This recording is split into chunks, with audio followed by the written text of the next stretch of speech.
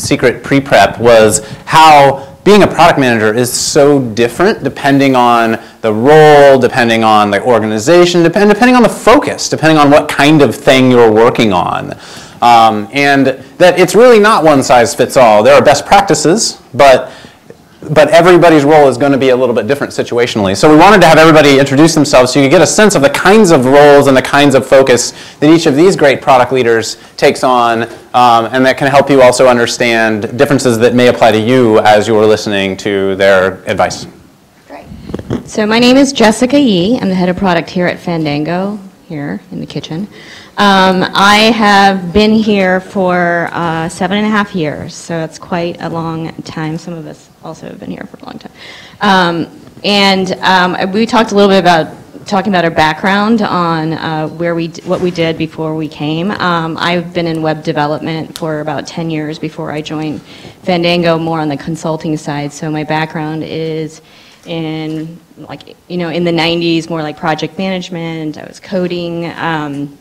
And then it morphed into information architecture. So I would say that I come to product by way of UX, and that's the focus that I kind of take on the product organization at Fandango. So it's a combination of UX and business product design. Our team here at Fandango has product, UX, and design, and it's not inside a tech organization or inside a product organization. So that's kind of how we look. Hi, my name is Chris Bussard. I've been at Shopzilla for 8 years in product management. I've been doing product development for 19 years. Mostly my focus over the past few years, although I've worked on several consumer-facing websites and the front end. For the past several years, my focus has been on the enterprise back end of Shopzilla. And in a nutshell, we are a comparison shopping engine. And so we process over 200 million products from our retailers. And we need to ingest, normalize, enrich that data and make it available to our consumer sites, our affiliate API, and building all the reporting and pricing mechanisms that go behind the scenes. So some of my comments and my focus will be from the enterprise platform and product development perspective. And also a quick editorial note for those of you trying to find Chris on LinkedIn. His name is slightly misspelled on the program. So do you want to spell your last name for people? There's only one R at the end. It's B-U-S-S-A-R-D. So like Bussard, but with S's. I'm Maggie, Shih, actually the head of product at DataPop. DataPop is basically an advertising company, a platform company. We use a natural language processing method to extract our clients' data, and then we recommend them how to write ads based off of the data they have. Prior to that, it was actually fairly accidental how I got into product. I studied in management information science, totally related to database design, workflow design, and there's no product management major, right? So from there, I worked for tech integrations from architectural design, and then I got totally stumbled upon, got asked to get into product when I started working for Overture, which eventually got bought by Yahoo. And of course, I want to kind of expand the different kind of different things you can get exposed to. So after about 7 years at Yahoo, I basically moved on to a social media startup called RSS Graffiti that eventually got bought by Demand Media. And very quickly after that, got asked to the old Overture folks who started a company called DataPop. So I've done a lot of very different types of jobs, from project managing to product managing to design to UX design. Did a little bit of coding, but I wouldn't say I'm really good at that. So I'm going to let the engineers do that work. But yeah, definitely did a lot of stuff. Thanks, Maggie. I'm Mike Horowitz. I run the product team over at LiveNation Ticketmaster. And for all of those frustrated ticket buyers, we are rebuilding the entire ticketing system from scratch. We need product managers, very hard, very hard. Thank you, Rick. I've been there for about 3 years, and I've had I think like a lot of the other folks on the panel, I've had a pretty wide variety of jobs in product management. This is actually probably the biggest team I've been associated with. It's by far the largest effort. And before that, I I've been at a bunch of startups. I was at a startup called Fetch. I was at Google for about 6 years, worked on AdSense and Picasa and such, and just wanted to echo Cody. It was funny, we were talking before about how different product management is depending on the size of the company, whether you're starting something from scratch, whether you're starting, whether you're maintaining a product that's been around for a while. And so hopefully we can give you a little bit of flavor of all of our experiences. But anyway, super excited to be here. And one of the things I will say that I love about when I started in product management, this was sort of pre-Overture days. Everybody, if you wanted to be a product manager, you waited in line outside the offices in Pasadena. But it's so great to have seen this community develop, and it's also so great that we have such a connection here. It's almost everybody has worked with somebody, with everyone before, and it's fantastic. So really excited to be here. Great, thanks. And just so people know, I have some credibility in the product space as well. So I'm currently managing director at TechStars here in LA, which we just announced. We're here a couple weeks ago. It's actually my first job as not a product manager. So I started my career back in the late 90s in San Francisco when I had finished majoring in Chinese in Kansas and moved to San Francisco to try to get a job using my Chinese, and fell into the .com boom with a startup, and within about 3 months was all of a sudden a product manager. And so, from there, I've worked at the New York Times, I've worked at Yahoo, most recently ran product at StumbleUpon up in the Bay Area, and thrilled to be back down here in LA now, and again, thrilled to see such a great interest in building a better product culture here. So. With that, the first question that we wanted to talk about was the classic question that any product team deals with, which is, what kind of processes do you use? How do you manage engineering, business stakeholder expectations? And I'll throw a couple twists at the team too. How does it differ depending on what kind of product you're building? Does it differ between mobile and non-mobile? Does it differ between enterprise and consumer? So, use cases, of course, being a PM, are always helpful. So use cases or examples that any of you have would be great, in whatever order you want to tackle. I have the mic. Well, we have, Shopzilla has converted pretty much all of our development teams to agile teams, although kind of what does that mean? And I've talked to, I guess, Brian, thank you, getting notes from the back. Reminds me of kind of the difference from Brian at savings.com. How they use Agile is to iterate and prototype and test really, really, really fast. And they do multiple releases a day, I believe, or at least daily. We still do, on the enterprise side, we do multiple releases a day, but we use it to get features out quickly, so that we don't have big bang releases at the end. Depending on, in terms of the Agile, like how much upfront design we do, sometimes we need to do enough to know where we're going so that we don't have a Frankenstein product at the end.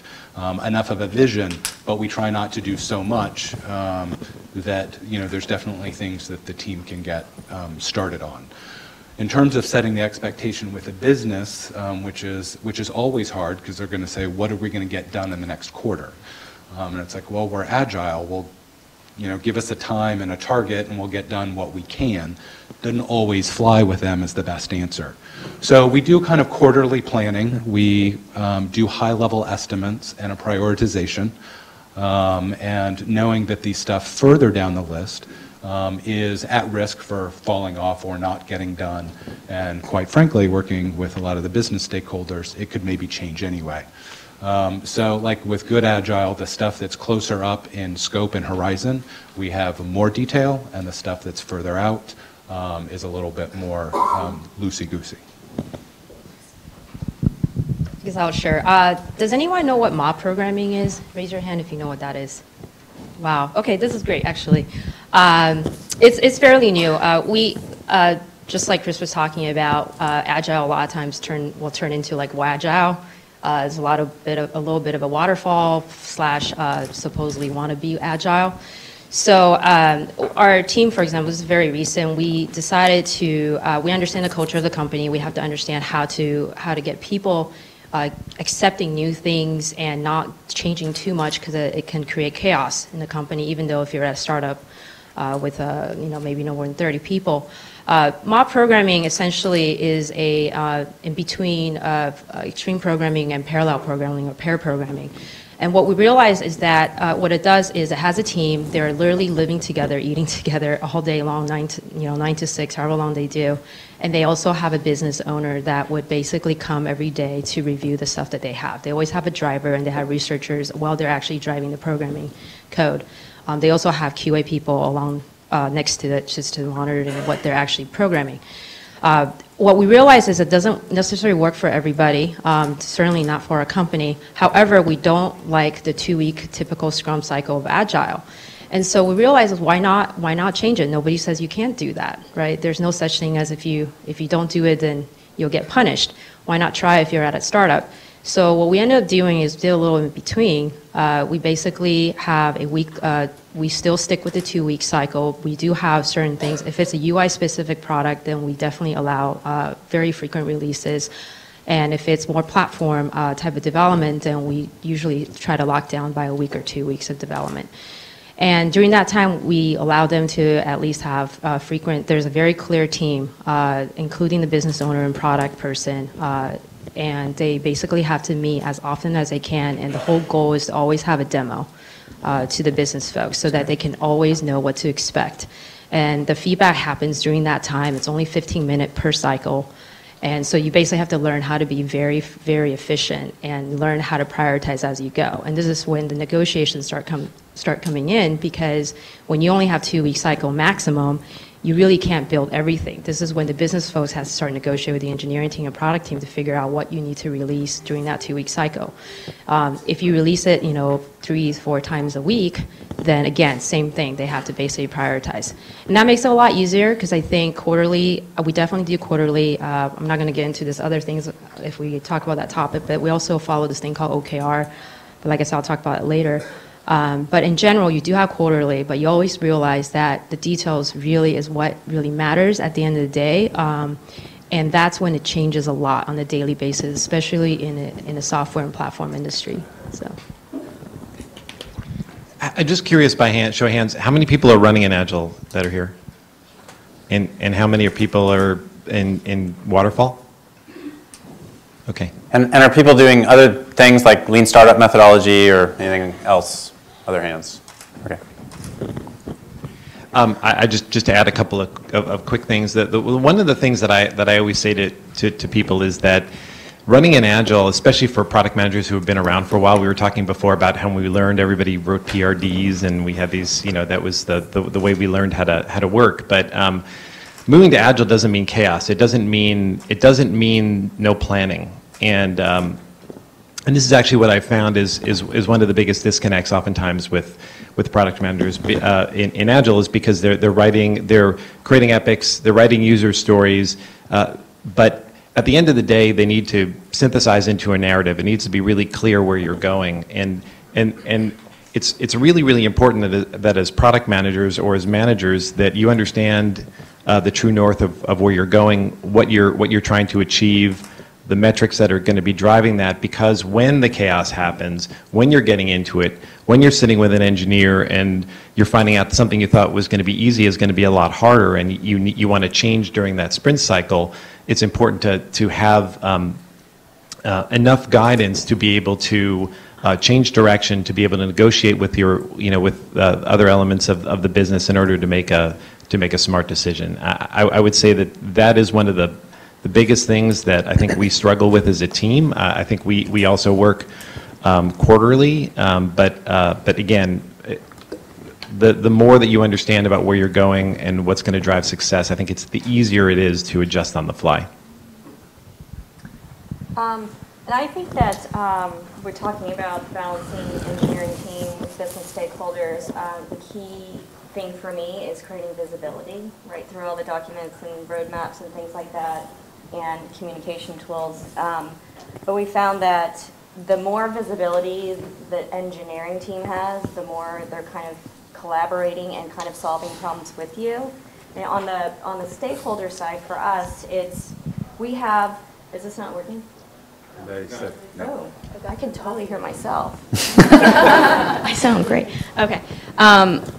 On the business stakeholder side, we actually have, we have a product and engineering team that's supporting many lines of business. So a lot of times they don't have visibility into the other initiatives that are competing for their resources. And a lot of times when you have business requirements coming down and it kind of comes in 6 buckets of lists, depending on which group of stakeholders you're talking about, and they just want to know where their line items are coming through. What we've found works better is to reframe what they're asking for, not to say, here's my list of requirements, just get it done, to move it back up to goals and objectives. Are we all aligned on goals and objectives? Because when it comes down to figuring out what items in the backlog are higher or lower, they're on the same page with you, and you really have to reframe that set of objectives into then your backlog. And then the whole team is kind of on the same page of where we're going, as Mike said, the true north. We're all engineering and stakeholders are on the same page, as well as then the product owner has really is in a really great position in the driver's seat to make the right decisions and communicate that out all around the organization. So I hope that kind of makes some sense. I like Mike's show of hands real quick. He asked a couple questions. I'll ask a few more. How many people here are working on a consumer-facing product? Okay, and how many people work on an enterprise-facing platform or product? And how many people are working on an advertising, for example, product? Okay, interesting. And how many people work in a, let's say, a product engineering and design organization that is less than 20 people? Like total company, not just your team. Okay, and less than 100 people, less than 1,000 people. Okay, all right, good. Great, good diversity. So one question I had, kind of as a follow-up process question to people. I think we've all worked on, the projects that are so lovingly called death marches, where it's like you're building something and it's like 6 months of development. We got to kill all the tech debt. We got to migrate off of the legacy, right? How do you do validated learning while you're doing that to make sure that 3 months in, what you're doing is actually right? Since I have the microphone, I'll start. Not to say we're on a death march, but we have a redesign coming up that we'll be launching soon. So how those things go. I'm pretty sure if I had a show of hands, how many people are working on redesign? What we've done, I think that's worked really well, and I'll credit Chris and his team, he's back there in the maroon, for making this work, is when you're doing a redesign, you're tackling a lot of design decisions all at the same time, right? And they all have to work together. And we've taken big concepts, little concepts, and pretty much run it through user testing from the get-go. Anywhere from just throwing up some comps to having functional prototypes. And it really helps because you end up having a lot of business stakeholder opinion discussions that never end. There's no kind of final decision. So our tests and our actual results, we've probably done how many, like 30, 40 tests probably over the course of the redesign, and it's so helped as we kind of make early decisions and then we kind of do later decisions. You're always going to have that business stakeholder that comes in 3 months later going, that thing I've been staring at for 3 months, I've changed my mind about it. So I'd say that's the one thing that we've done new this time that has worked great for us is just constant testing. Great. Girls first, is that how it works? Okay. Just a reason, how many of you guys actually can, how many of you guys actually have been able to measure the effectiveness of your product that you've released? Wow. Okay, I do need to go talk to you guys very soon because I want to learn something as well. We can always learn something from each other, actually. So that is by far probably one of the hardest things I've ever experienced throughout my 10 years worth of product management positions. And I think, again, the whole Agile approach, if we have the ability to lock down the scope, the initial scope that you're hoping to achieve, always have an expectation of what needs to be out. Something has to be demoable at the end of the release. Doesn't matter if it's platform or not, 'cause I've done both, and a lot of people have told me you can't do that in platform. That's absolutely not true. You can, even as an engineer, can describe to a non-engineer what code they have done so far or what that code is for. And with even with that, even with the scope that we have requested, even this flex mob approach that I kind of mentioned a little bit, at the end of the day, what's really hard is the adoption. Because a lot of times the business folks do say they want to use it, they know they're going to use it, they have identified the exact users that are going to be using this, but the measurement sometimes is hard. If you have a UI, it's really easy, where you can basically do metrics based off of where the mouse is clicking and things like that as they go in production. But when you have a non-UI platform, especially if you're at a startup and you're using a product that doesn't have a UI, I don't know how many of you guys have used Excel as a tool output. We have done that multiple times, because that's the prototype we usually have to come out with first before we do the UI, just to make sure that anything data related works. And a lot of times you can't easily track that. You don't know what, actual column or cell they might be actually touching, what exactly they look at first. So I think that's definitely biggest challenge.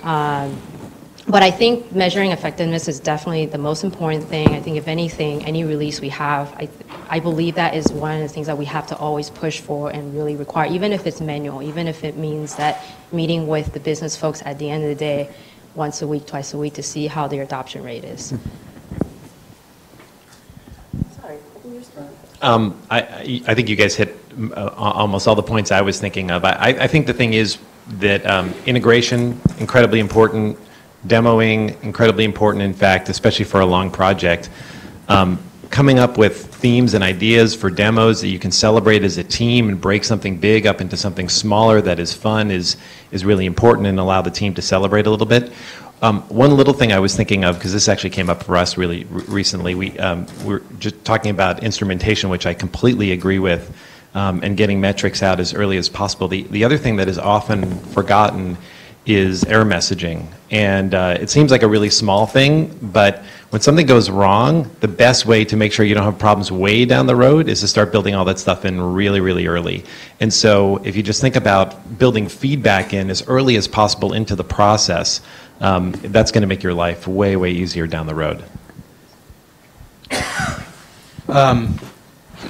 We just went through a major replatform of our inventory ingestion system. So like I said, we have to get all this data from our merchants, which come in flat files, process and republish to other parts of the enterprise.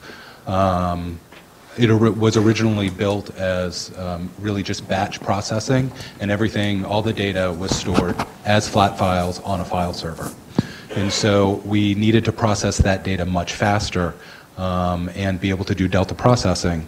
So we needed to turn it into a streaming system. So we had to ingest the feed and then have it database driven.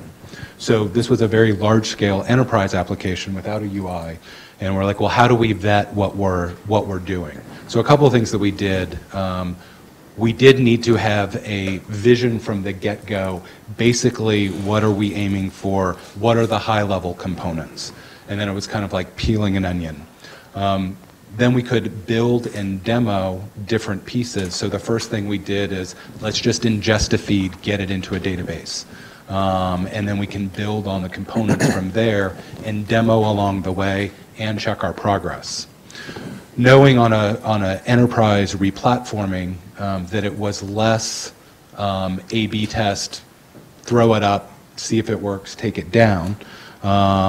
We did something called a walking skeleton, and we would really front load, like you said, with all the error messaging. For each new component that we would build, it would have a slice of the functionality, all the hooks into Xymon alerting and being able to build, and all the environments built out into production so that we could release this first slice of code into a production environment, and maybe it wasn't actually getting used in the production stream, but it was a fully production environment, and could test things out and modify along the way. So I think it goes to breaking it down, testing it, and yes, getting all of your alerting and error messaging in early.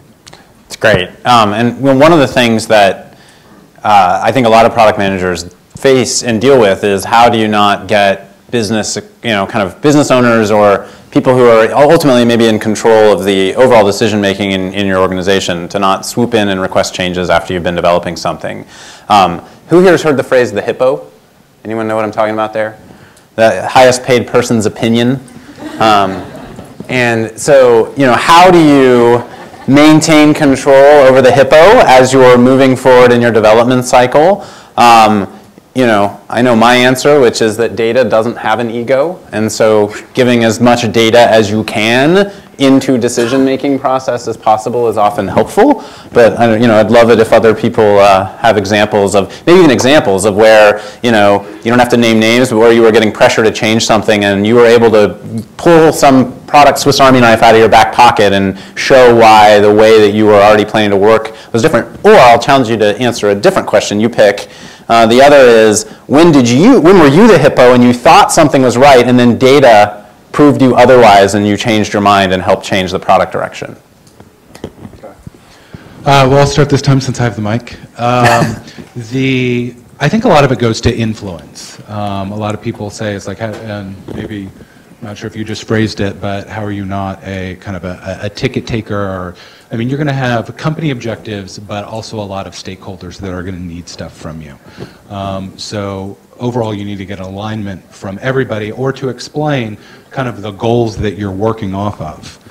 Now, when things come flying in, sometimes they can be from kind of a peer from you in the organization or from a business unit, or it can come this great idea from higher up the chain. And I think that if you know your product really well, and you can get on the same page, and you need to have a compelling reason why that's not the best idea, because maybe it is. So we had an example, like I said, we processed the feed. Sorry, I'm going to keep on going to that example. But this high-level executive said we need to fetch additional content off the merchants, enrich their feed, add all this stuff to it. And we're an advertising product, and the retailers' control of their message is really, really important to them.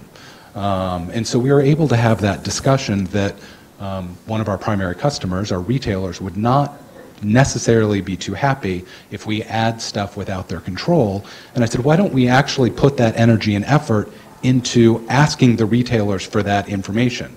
One of the reasons why we wanted to supplement, because our system wasn't set up to take it from the retailers. Like, well, why don't we ask the retailers and build the system to take it? And that's actually the path that we went. I'll go last.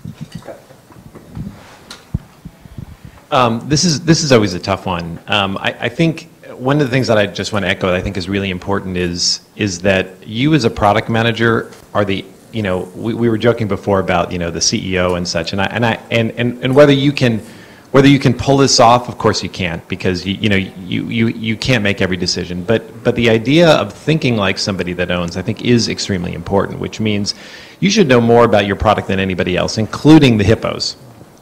And so, and I always wind up telling the product managers who are on my team, if there's a void, people are going to fill it. So you need to be proactive. I would say that one of the most important things that you can do is to understand your product and communicate the set of features, the decisions that you're making, why you're making those decisions, and do that as upfront as possible. Because what that does is it answers questions for hippos before those questions actually get asked.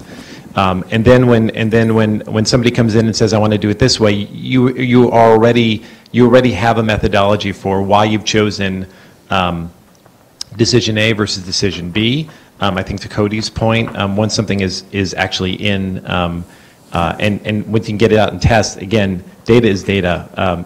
One of the things that was always beaten into my head when I was at Google is you can do as much user testing up front as possible, but the only way to really know is to get it out there and let the market tell you what works and what doesn't. And so I think the second thing is, and this is one of the great things about new technologies that you couldn't do 10 years ago, which is, you know what? If we can't decide, look, let's get it out there, let's let the market tell us what is actually going to work. Let's do it in a small scale where it has very little brand impact. There are always creative ways of testing, and let that choose the right decision. And ultimately, as long as you're guiding towards the right final metric, it's much easier to manage the hippos, because again, if we're looking for maximum revenue, maximum engagement, that's going to tell us whether we're making the right call or not.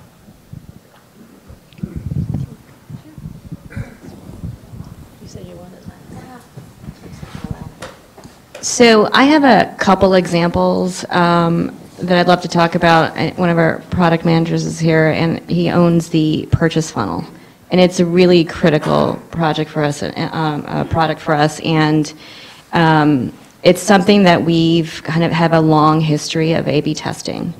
And we have like lots of tests that we've run over the years, and we actually retest some of the same things over and over again just to make sure things haven't changed a lot. But we get a lot of requests for like, we should change this in the purchase funnel, or we should insert this marketing message because I think it's going to increase conversion, or can we change the order of the flow? And it's something that we've always been able to go A/B test new ideas, or refer back to kind of previous. We have a library of tests and kind of conclusions, not for particularly for like that creative or that particular message, but you get to start pulling threads of these things generally do not work, and these things generally do work.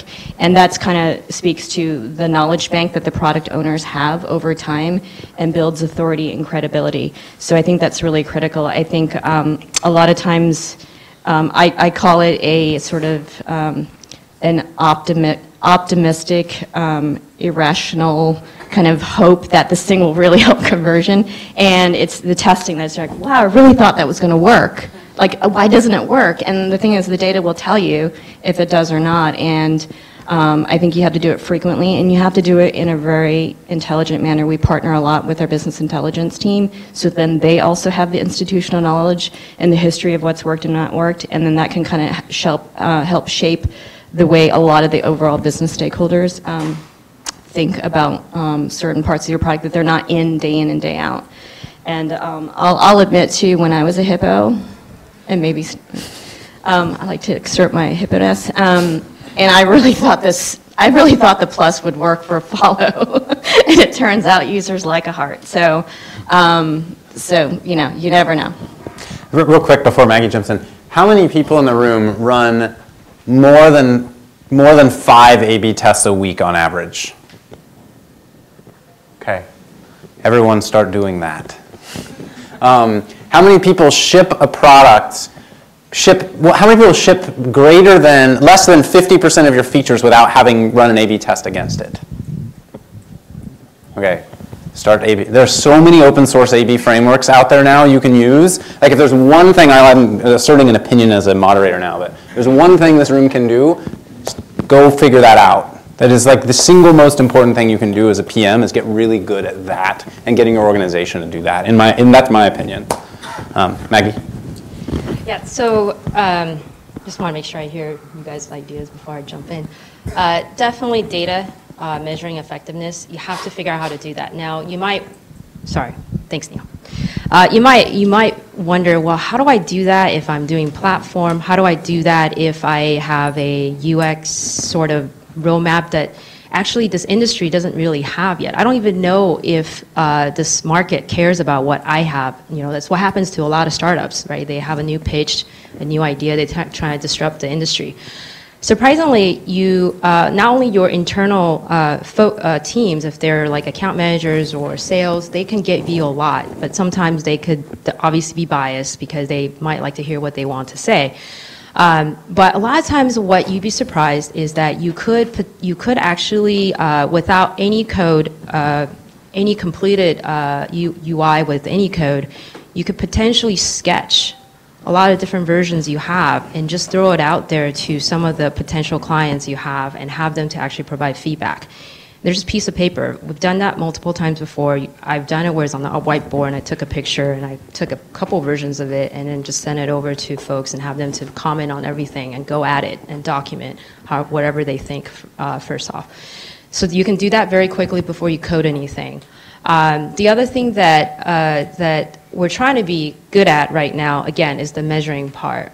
Because a lot of times things may not be something you can measure quickly. You might be building the platform like the error handling things that Chris might be talking about.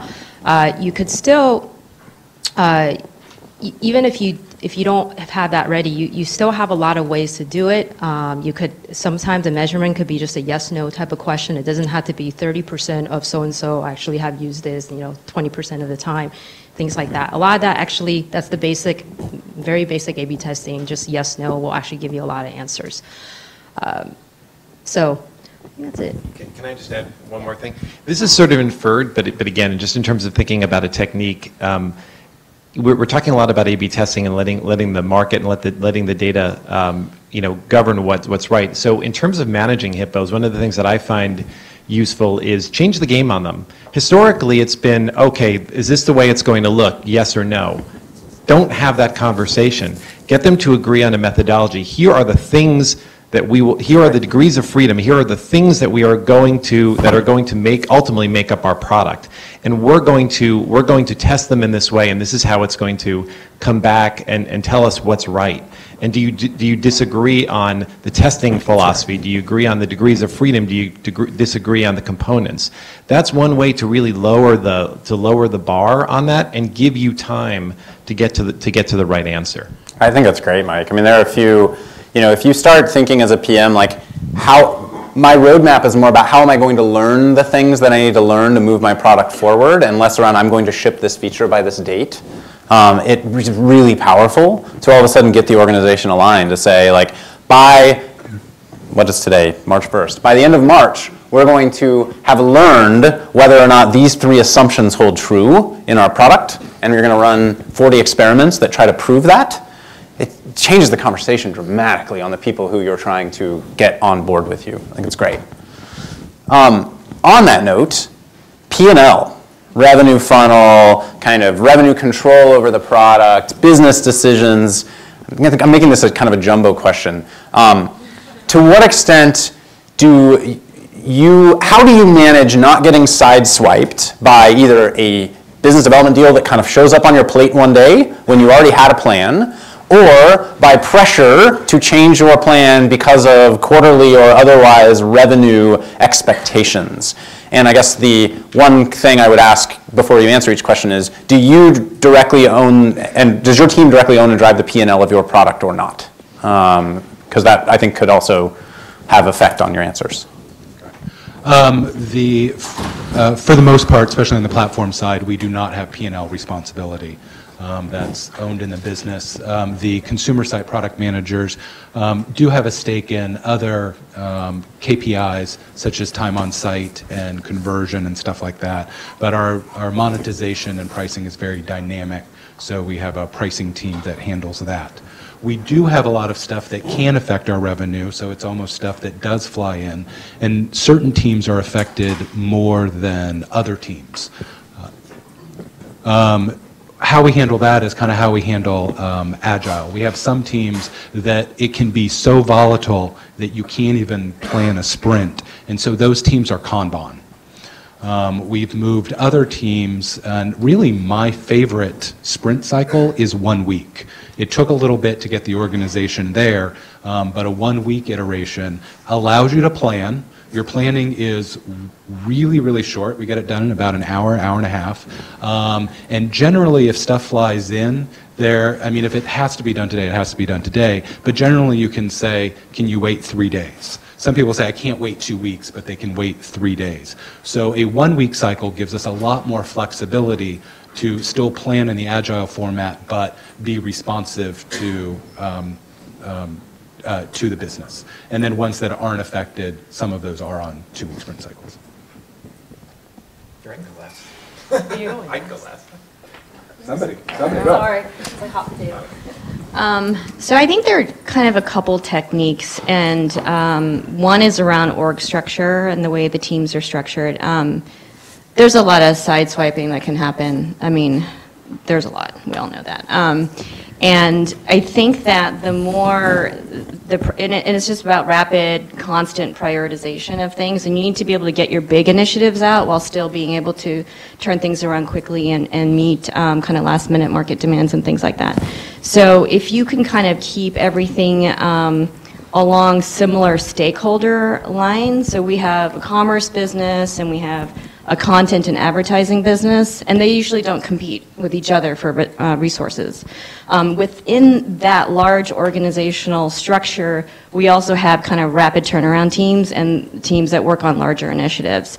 So it helps, I think, that you're not trying to figure out whether this large, kind of value proposition changing project should be, shortened by 2 weeks so you can meet this other quick turnaround project. So that's the way we've handled it, but it's really, again, going back to visibility. When the stakeholders have clear visibility on the decisions that the trade-offs that everyone's making, it's a team decision and not kind of stakeholder versus product or stakeholder versus engineering. And that's the sort of the attitude I think that we have to try to take.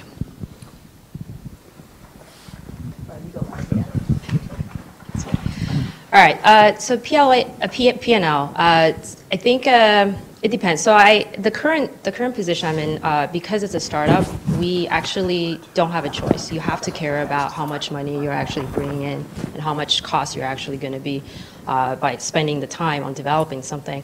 And because we are implementing that method, what I call flex mob, they automatically have a team that are responsible for the releases that they are delivering. Not only they have to care about usability, they have to care about adoption, they also have to care about what that actually means in terms of revenue, in terms of the cost. Again, just because it's a startup, we do have to care about every dollar that we actually spend. I have actually done in the past where the other startup I was at absolutely made zero money. It's meant all for user base. Companies demand me to bought us for that reason. That one, it was very interesting. We actually never actually thought about revenue in that sense. We were literally driving for user base only, and the whole goal, because it's a social media platform, there is that mentality of let's get the users first because everything else after that will be a lot easier to figure out. And so in that case, we have a very different mindset. I do believe either one is okay. I just think it depends on what the objective that you have. I just have two quick tips here. One is, even if you don't have P&L responsibility, get metrics based. So everybody, we talk about setting goals. It's really easy to sort of let this slide or let the goals be really vague. But you know what? You're only hurting yourself if you can't be measured. Because if you can set goals along with your business stakeholders, then you're operating on the same playing field. And then when you sit down, and by the way, this happens to us all the time. Hey, client X wants this. It's really, really important. Then you sit down and you're talking on a common frame. And sometimes you do, frankly, you do need to change tacks, and that's where having short development cycles really helps. I think the other thing is, don't let this be a movie. You guys have to be very proactive. If you've got a set of business stakeholders that can throw wrenches in your plans, it's really important that you establish trust with them, that you have regular communication with them, that they feel like they are part of your team, because they are part of your team. And ultimately, if they're changing your plans, it should be changing their plans as well. So again, there's nothing wrong with having to react and change as a business, especially when you're a small business, or a startup, incredibly important. You just need to prepare for that and make sure that you're all on the same page so that you're making ultimately the right decisions for your org. All right, I think what we'll do is take a few minutes for folks, anyone who has questions. Feel free to raise your hand if you have someone specifically you want to answer. Go for that too. Otherwise, yep, in the back, Amit. Yeah, you guys talk about measuring data. But what are the comps you use and how do you identify those comparable? Yeah, the question was, everyone talks about measuring data. What are the comps that people use, and how do you identify the goals and the comps that you're trying to measure in terms of setting objectives, I guess? So are you looking for consumer-based effectiveness measurement, or you're looking for platform measurement? Doesn't matter. Okay. Okay. Okay. For platform, I think error messaging, having the understanding of what works, what doesn't work, when it actually throws in errors, why, is really important. You can use that as objective because you can quickly measure if your product released causes 30% of error, and there's you can actually initially measuring what is priority 0 versus 1, 2, 3. If you can define that, you can quickly measure based off of the initial measurements that you come up with. If it's UI specific or consumer base specific, that's sometimes fairly easy, because if you can actually set up sort of the A/B testings or complex A/B testing with hypotheses, people are willing to answer back, you can get that metrics fairly straightforward. If it's in between, a lot of times it could be difficult, because a lot of times it's not data. It could be as simple as basic whether this works or not. I think anything could be measured, even as simple as a 1 or 0, if you have to go that route.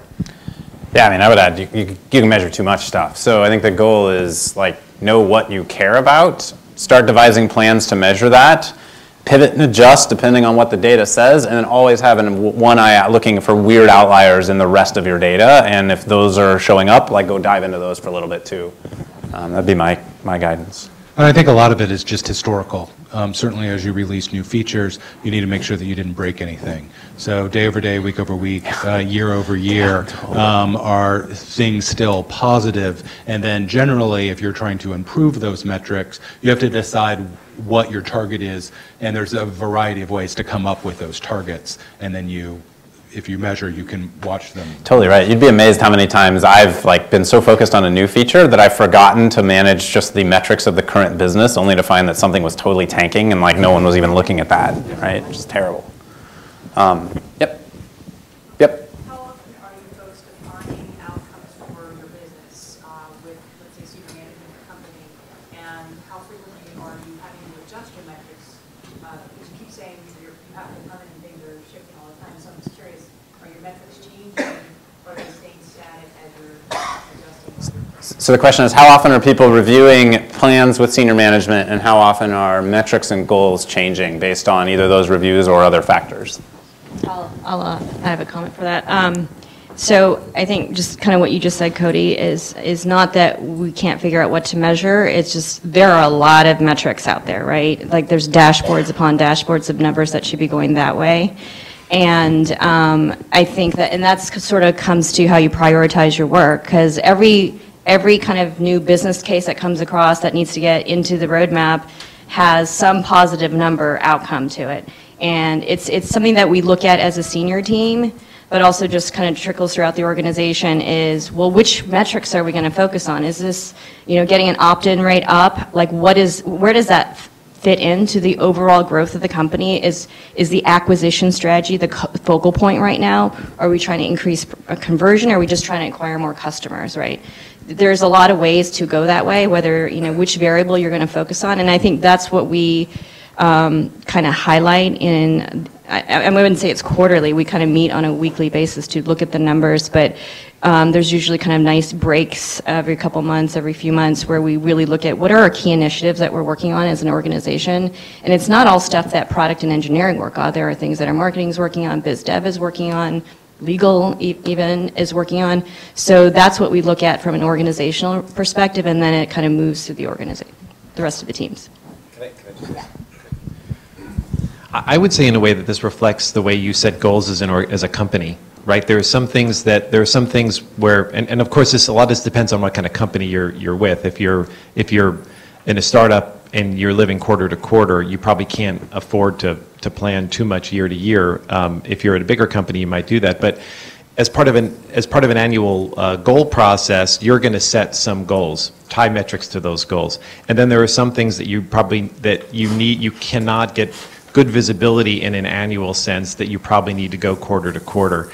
I think for most metrics, it's hard to go much shorter than that, because that just creates chaos within the org. It doesn't mean, of course, again, that things don't change, but again, it should just follow, in many ways, I think, a normal goal setting context. You talked about OKRs. This is a great way of doing that. It's essentially just making sure that every goal you set is measurable.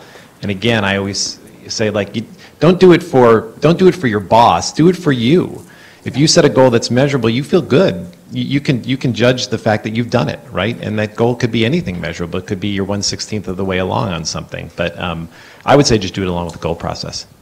Okay, I think we have, oh, do you want to answer? Sorry, Maggie. Yeah, please. Just so you guys know what OKR means, originally the idea came from Intel. It literally stands for Objective and Key Results. Google is actually using it as well. It's very effective. Go look it up. I don't have time to explain it. But one thing I would really give to everybody that really has helped us, because it's so challenging for us as well, is pick one metric. One metric for the company on a quarterly basis, only one. Because that is what is going to help you. A lot of other measurements you can do for every release you have, that's fine, but they have to somehow map back to that one metric somehow. So I would focus on one metric only. All right, I think we're out of time and out of questions. You know, one final thing I'll leave people with. We spent a lot of time today, actually, I think, talking about managing expectations within your organization. The one key takeaway, don't forget, you guys are product managers. You manage the product that you're delivering to market for your company. Spend more time thinking about what your users want, what your customers want, and finding out what they want, not assuming you know the answers, than managing internal expectations, and the expectations will start to follow you. Right? So that is, I mean, to me, that's the biggest takeaway I can leave you, is get out there, talk to users, look at data, figure out what your customers want. And if you become the owner of that in your organization, the company will come to you to find those answers. Thank you very much. Thanks to Neil. Thanks to our panelists.